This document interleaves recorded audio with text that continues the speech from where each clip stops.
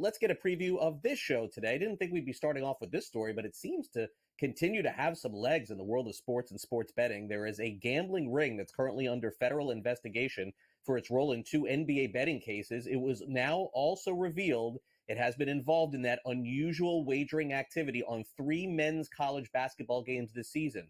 So are they correlated? It does appear so. Sportsbook accounts connected to the gambling ring bet against North Carolina A&T, Mississippi Valley State, and Eastern Michigan in games this season. Some of those same accounts also placed large wagers back on those Jonte Porter props. Remember him from the Toronto Raptors? So the NCAA has released a statement surrounding this, saying they take sports betting very seriously and is fully committed to the protection of student-athlete well-being and the integrity of competition due to confidentiality rules put in place by the NCAA's member schools. The NCAA will not comment on current or potential investigations. So we'll see if indeed these are all correlated, and what comes from that we will find out. Meanwhile, last year, you may remember there was a story about an umpire in Major League Baseball that was asked to take a leave of absence over some sports betting impropriety. Apparently, Pat Hoberg was not betting on baseball. It was not his account, but someone was actually using his account. I spoke wrong there. Someone was using his sports betting account in order to place wagers, but it was not himself.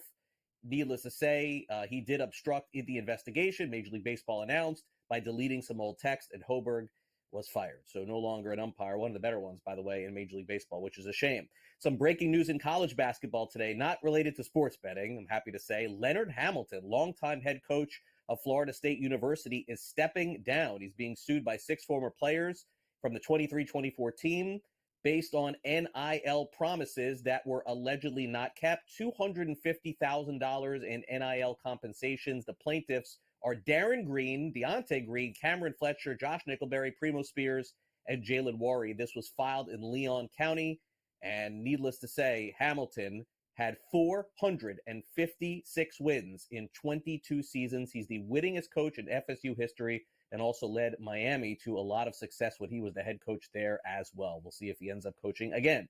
Meanwhile, looks like Cooper Kupp indeed is going to be searching for a new home. He posted on social media that he expects to be traded. The Rams have informed him of such. He doesn't know where he's going to end up. It was a tough year for Cooper Kupp, coming back off multiple injuries, where Puka Nacua certainly outshined him and wasn't really a big part of the Rams' game plan, let's be honest, toward the end of the season.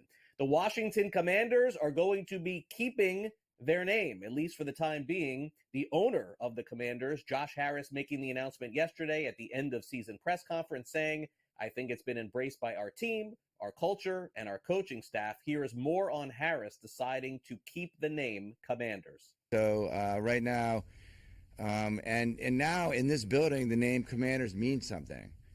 It means that, it's about players who, love football, are great at football, hit hard, mentally tough, great teammates. And so it's really meaningful that name is growing in meaning.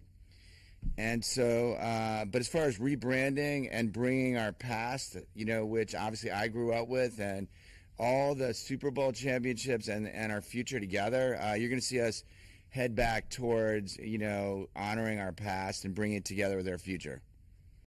Houston Texans have found their new offensive coordinator. Nick Caley will be the new signal caller for the Houston Texans. They, of course, fired their offensive coordinator, so he takes over. He's never been an OC, 42 years old. Meanwhile, University of Washington, Brendan Carroll, a coach there. Carroll, the last name. No surprise, as what team he joins in the NFL? With his dad, the Las Vegas Raiders. He will be offensive line coach. Chip Kelly is there as well. All right, let's get to the NBA. Whoa, what's going on with the Orlando Magic? They are 1-9 in their past 10 after a fantastic season. They seem to be fading a little bit. Andrew Wiggins had 25 points. Steph Curry had 24. The Warriors came all the way back to beat the Magic 104-99, all about halftime adjustments in order to head coach Steve Kerr. I thought we woke up. We were asleep in the first half. We had some possessions that made no sense, and the guys locked in at halftime, scored, I think, the first 6 or 8 points. Quentin was fantastic. Those first few minutes of the third quarter set a really good tone, and that got us the lead. And then, of course, they battled back in the fourth, did a great job, but we were able to hang on. Was anything specific that was addressed at halftime that you can share? Or Just brilliant coaching, mainly, key adjustments. I don't really remember what those adjustments were, but I know they were key, and I made them, so it was mainly about me. Very funny there from Steve Kerr. All right, you know who else is having fun? The Portland Trailblazers. Wow, are they on fire? 8-1 in their last 9 games. They win again last night, 121-119. Former Sun DeAndre Ayton with a huge game, 25 points and 20 rebounds. Although in the loss by the Phoenix Suns, Devin Booker talked about becoming the Suns' all-time leading scorer. It means everything. Me and you have talked about it for some time. Just being drafted to the franchise, them believing me, taking a chance on me as an 18-year-old kid, and going through a rebuild phase,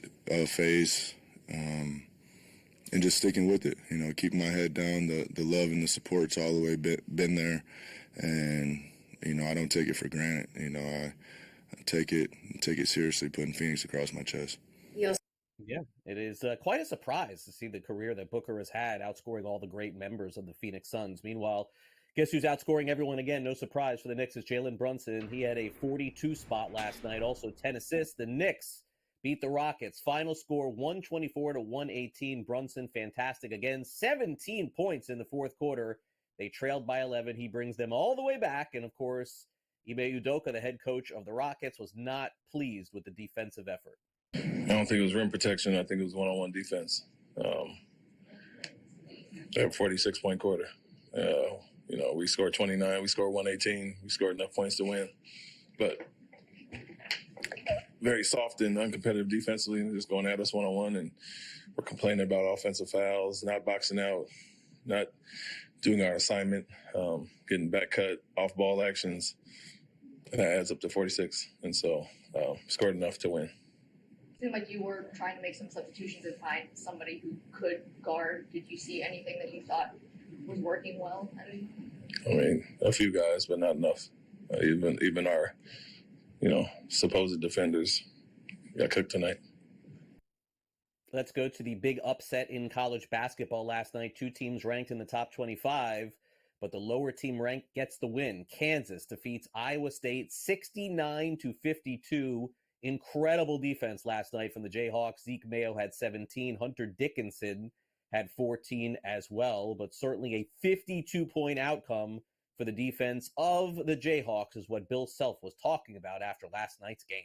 Yeah, I thought defensively, our first shot defense was pretty good first half, and we didn't rebound the ball like I thought we could have, but we really guarded them, and we got them into the last 10 seconds of the shot clock, I think.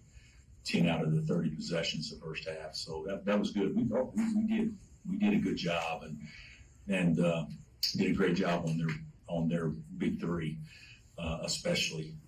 But yeah, guys, this storyline, you guys can do it however you want to. The storyline, you could say defense or whatever. The storyline to me on tonight is how the guys responded after really crappy last 48 hours. So really proud of them.